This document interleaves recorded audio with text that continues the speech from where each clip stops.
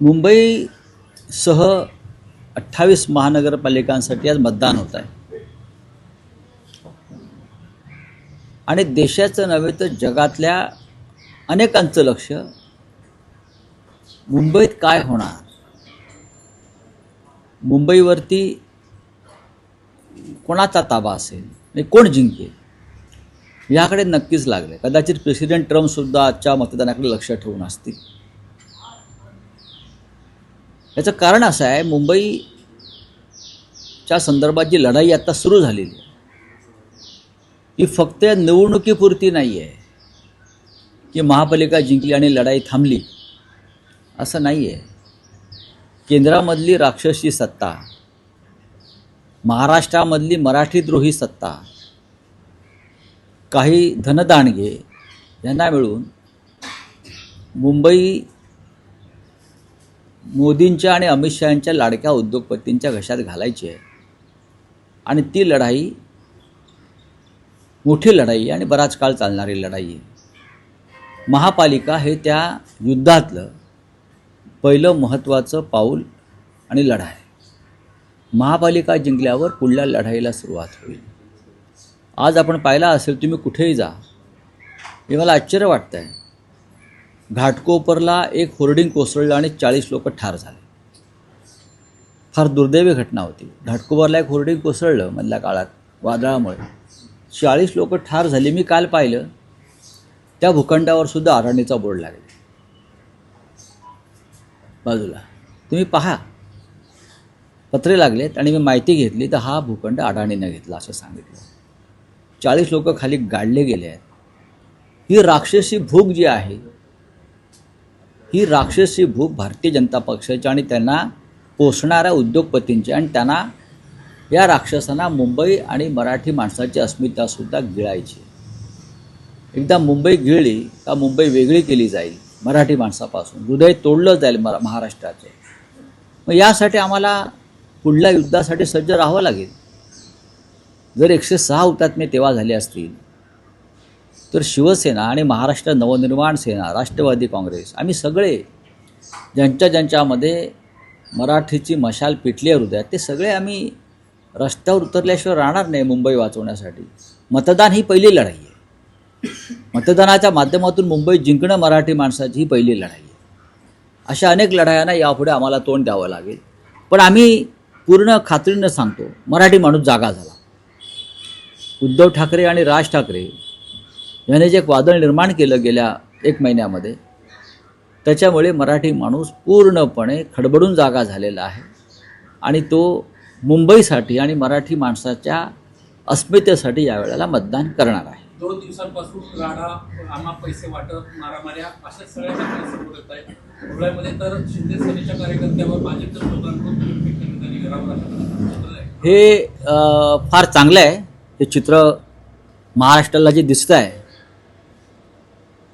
याचं मी, जे राडे करतायत त्यांचं मी अभिनंदन करतो. पण हे राडे आम्ही करत नाही आहोत.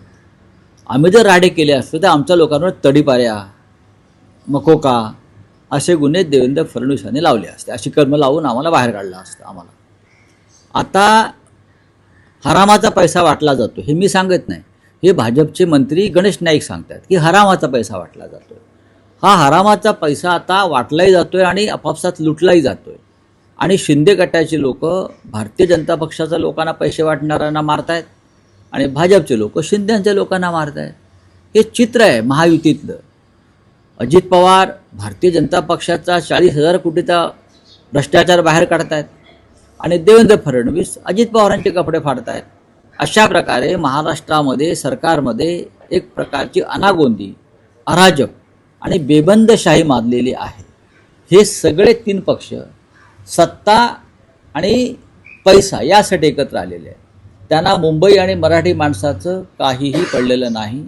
म्हणून उद्धव ठाकरे आणि राज ठाकरे यांनी एकत्र येऊन मराठी मनाला साथ घातलेली आहे. मतदानाचं सगळ्यात मोठं संकट आहे मुंबईमध्ये, मला असं वाटत नाही. कारण त्या संकटाशी सामना करण्यासाठी आमची पण राडेबाज फौज प्रत्येक मतदान केंद्राच्या आसपास उभी आहे आणि हा राडा कायदेशीर आहे.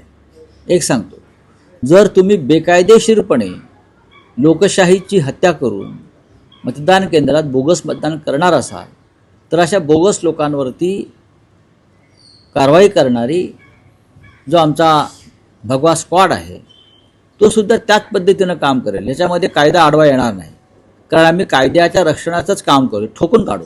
उद्धवजी आणि राजसाहेबांनी सांगितलेलं आहे की यांना ठोकून काढा, आणि त्या दृष्टीनं दृश्य अदृश्य स्वरूपामध्ये आमची पथकं तयार आहे. सर, निवडणूक आयोगानं यावेळेस पहिल्यांदाच एक नवी यंत्रणा, पाडू नावाची यंत्रणा उपलब्ध केली आहे, ज्यावर राज ठाकरे उद्धव ठाकरे यांनी काल संशय उपस्थित केले. निवडणूक आयोगाचं असं म्हणणं आहे की आम्ही अपवादात्मक परिस्थितीतच मग ही अपवादात्मक परिस्थिती लोकसभेला का नाही, विधानसभेला किंवा देशात इतरत्र का नाही, फक्त मुंबईतच का? अशी अपवादात्मक परिस्थिती मुंबईच्या बाहेर नाशिक, पुणे, संभाजीनगर, ठाणे इथे निर्माण होणार नाही याची खात्री काय? फक्त मुंबईतच का? हां, म्हणजे EVM यंत्र बिघडलं त्याला काय बॅकअप चार्ज करण्यासाठी, सिस्टीम करण्यासाठी, हे कुठेही होऊ शकतं. लोकसभेलाही झालं आहे, विधानसभेला झालं आहे, नगरपालिकात झालं आहे, आणि मुंबईसह ज्या एकूण 28 महानगरपालिका होत आहेत तिथे नागपूर उपराजधानी आहे, तिथे होऊ शकतं. मग हे पाडू आणि घालू तिथे का नाही? तिथे का नाही, मुंबईतच का? हा एक गंभीर प्रश्न आहे. रावसाहेब, तब्बल 9 वर्षांनी मतदान करायला मिळते लोकांना. काय वाटतं यावेळेचा मतदानाचा टक्का कसा असेल, आपला काय अंदाज आहे, आणि तो जर वाढला किंवा काही त्याचा परिणाम आपल्या बघू ना. आम्ही खात्रीनं सांगतो मतदानाचा टक्का घसरणार नाही. नंबर 1, मराठी माणूस मोठ्या संख्येनं मतदान करेल. भारताच्या कानाकोपऱ्यात आणि परदेशात असलेली मराठी माणसं सुद्धा मुंबईत मतदानासाठी आली आहेत. यावेळेला आनंदाची गोष्ट आहे. मोठ्या प्रमाणात परदेशातली मराठी माणसं मुंबईत आपल्या मुंबईसाठी आणि आपल्या मराठी अस्मितेसाठी मतदान करायला येणं ही उद्धवजी आणि राजजी यांनी जी हाक दिलेली आहे मराठी माणसाला ती जगाच्या पाठीवर पोचलेली आहे. रावसाहेब, यंदा महायुती विरुद्ध ठाकरे बंधू असा मुंबई महापालिकेसाठी सामना आहे. पहिल्यांदाच ठाकरे बंधू 20 वर्षांनंतर एकत्र आले आहेत युती निमित्तानं, राजकीय युती झाली आहे. मतदारांना काय आवाहन कराल? मतदारांना आवाहन करण्याची गरजच नाही. लोकांनी ठरवलं आहे. गेल्या काही काळापासून उद्धवजी आणि राजजी यांनी जी जागरूकता आणलेली आहे, जे जागरण केलेलं आहे, जे वातावरण निर्माण केलं आहे, त्याच्यामुळे लोकांमध्ये आपण जाऊन मतदान केलं पाहिजे. आणि हे मतदान मुंबई आणि महाराष्ट्रासाठी आहे ही भावना आपोआप निर्माण झालेली आहे. यावेळेला प्रथमच मतदार हा सावध, जागरूक आणि कर्तव्य बजावण्यासाठी सज्ज झालेला दिसतो.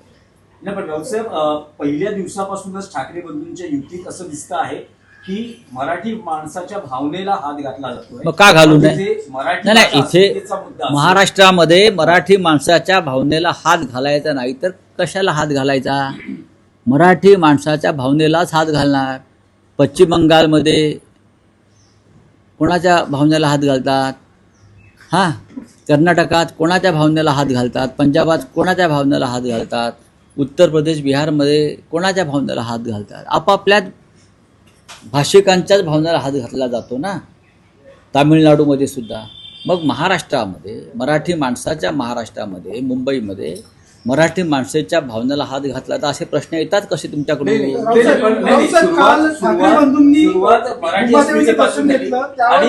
शेवटच्या टप्प्यात मुंबादेवीचं घेतलं ना, आशीर्वाद घेतलं ना. सुरुवातीपासून ते शेवटपर्यंत मराठी माणूस. मग तुम्ही काय आशीर्वाद घ्यायला कुठे जाता? तुम्ही कुठे जाता? तुमची काय वेगळी दैवत आहेत का? तुमचं हिंदुत्व वेगळं आहे का? मुंबादेवी ही मुंबईची ग्रामदेवता आहे. तिथे नाही जायचं तर कुठे जायचं मला सांगा ना. त्यांनी आवाहन करावं आम्हाला की तुम्ही मुंबादेवीच्या दर्शनाला जाऊ शकत नाही. त्यांच्या बापाची देवी आहे का?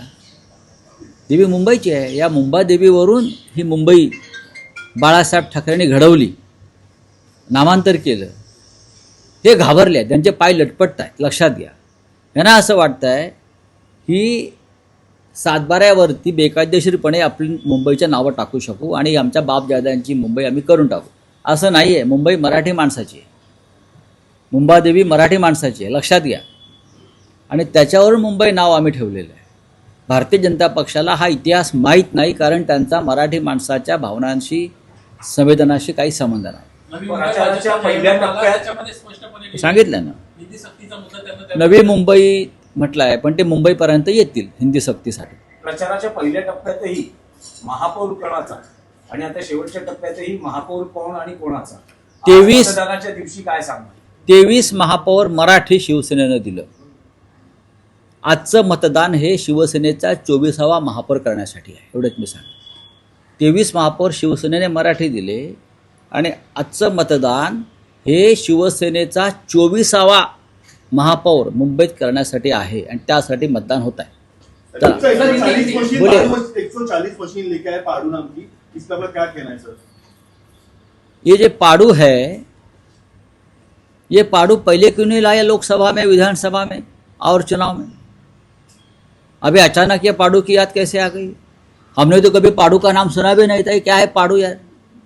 पाड़ू पाड़ू पाड़ू कल से चल रहा है पाड़ू. तो पाड़ू मुंबई में ही क्यों, थाना में क्यों नहीं? पूरे महाराष्ट्र में चुनाव हो रहा है ना, 28 महानगर पालिका में. तो इमरजेंसी सिचुएशन सिर्फ मुंबई में निर्माण होगी.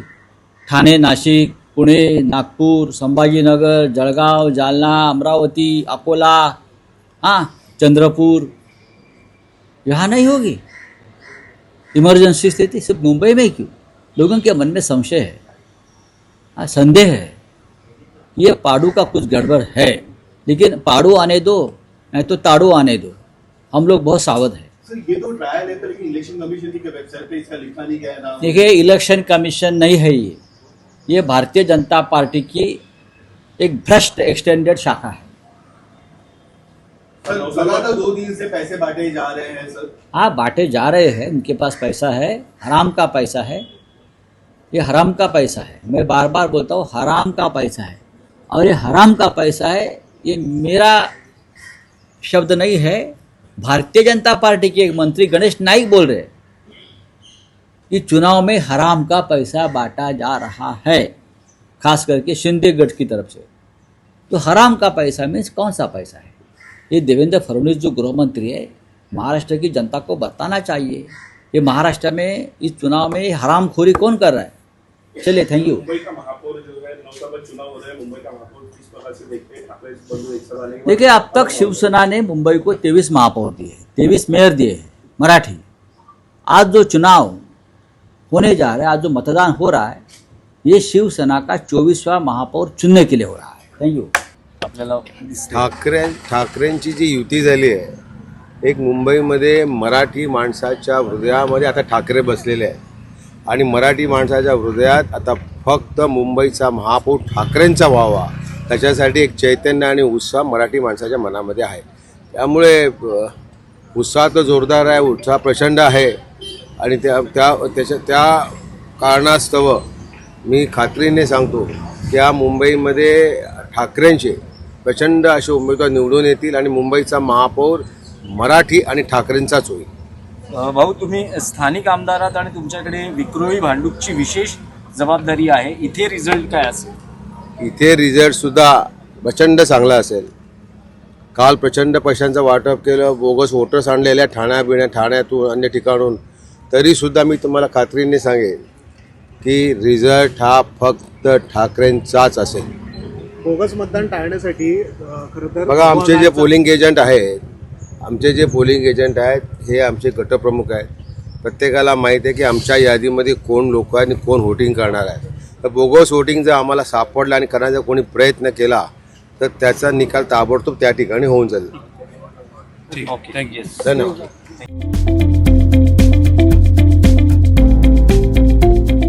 CEN न्यूज, देश प्रदेश की ताजा तरीन खबरों के लिए CEN न्यूज को सब्सक्राइब करें और रहें पल पल की खबर से हर पल बाखबर.